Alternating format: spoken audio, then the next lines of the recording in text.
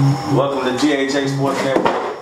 GHAS Sports Network, welcome, man. The Greater Houston area sports. The mess talking, the trash talking has now came live to you. And I'm Tristian Sanders. This is Johnny Will. That's what everybody call me. So, Coach Johnny.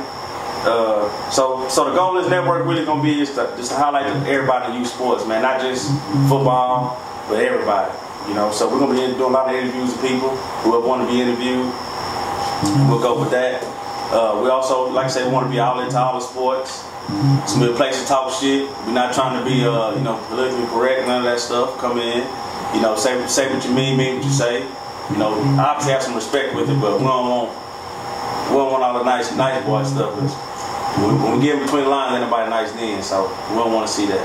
Right. This is for adults only. Reminder, just like our page, this is not to be, you know, involving kids, even though we deal with kids. Just our forum for us coaches to get in and you know, participate without being judged or punished. And like I said, we will have certain things for the kids, like, you know, we're gonna do the top plays, and that stuff will be strictly for that's the PG-13 side of it. But we also have some rated R side of it too, and it is what it is, man. We're not trying to appease to no particular people. We're just gonna, when we interview people, we're gonna be who we are.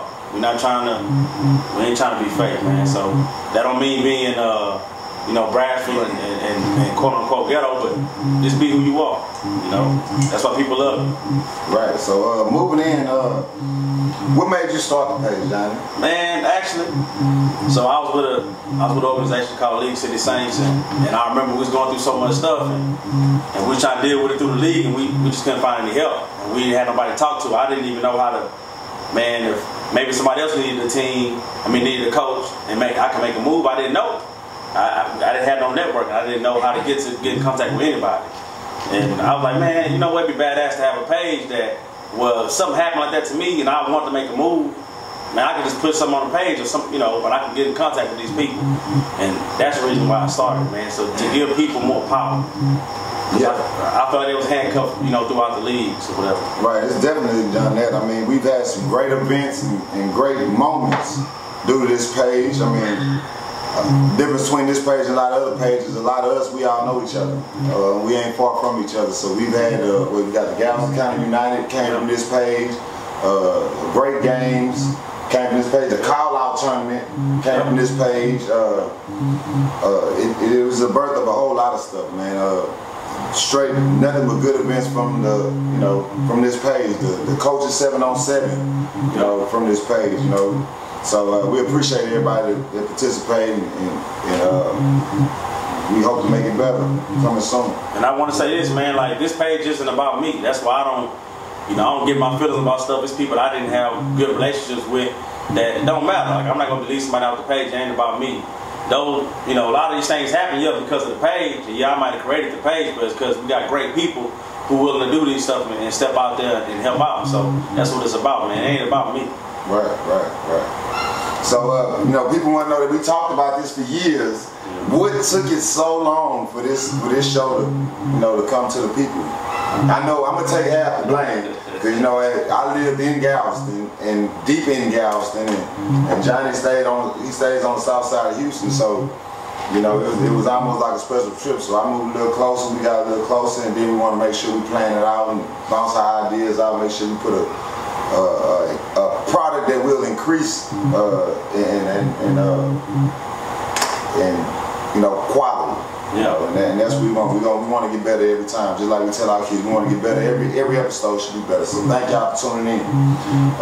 Johnny, how did you get into coaching? Man, I got into coaching. It's crazy. Like, when I was young, I always knew I was gonna be a youth coach because I wish I had people who really cared for me when I was young.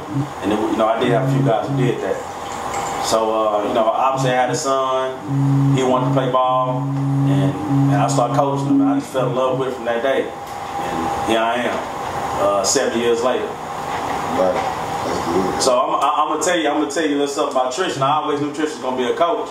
When I was younger, it was probably my senior year in high school. Tristian already graduated, and we out there working out and stuff. I'm doing stuff. You probably remember this story. And I'm doing my cornerback stuff. So this cat come out there, and he put me through all these drills and stuff like that, man, to be on me. He just graduated, but I think a year prior to that. And I said to myself, this was in 2002. I said, man, that cat gonna be a coach. So it didn't surprise me when I got out the military. This is 2009, and I seen all the stuff he was doing.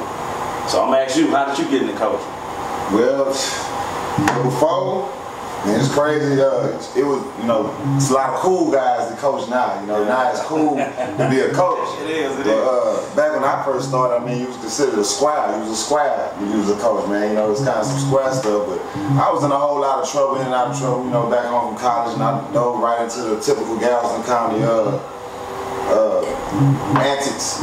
And I had a coach that coached me in high school, and he told me, just, hey, come on out here with these kids, you got some knowledge, just come out here with these kids. At first I was not feeling it, you know, but I had a, you know, due to the situation I was in, I couldn't move, I couldn't do anything, you know, and sitting inside, you know, wasn't gonna work, so I needed something to occupy my mind and time. So, you know, that's how it became. You know, I believe my first year of coaching, we went to the Super Bowl, so we lost to, I lost to GHAS and Chris Chambers, and it's funny how the world works. The story come full circle.